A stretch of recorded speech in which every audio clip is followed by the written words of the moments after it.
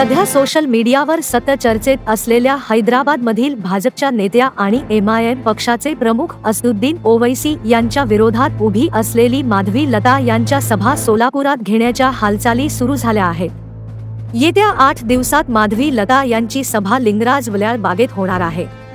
सोलापुरात तेलुगू भाषिकांची संख्या मोठी आहे, त्यामुळे तेलुगू भाषिकांची मते मिळविण्यासाठी भाजपाने माधवी लता यांची सभा सोलापुरात घेण्यासाठी प्रयत्नात आहे। कारण माधवी लता तेलुगूतून भाषण करतात, त्यामुळे भाजपच्या गोटात याबाबत चर्चा सुरू झाली आहे।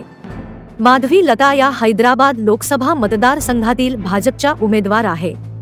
MIM पक्षाचे प्रमुख असदुद्दीन ओवैसी यांच्याशी त्यांचा सामना होत आहे। ब्युरो रिपोर्ट जम न्यूज इंडिया।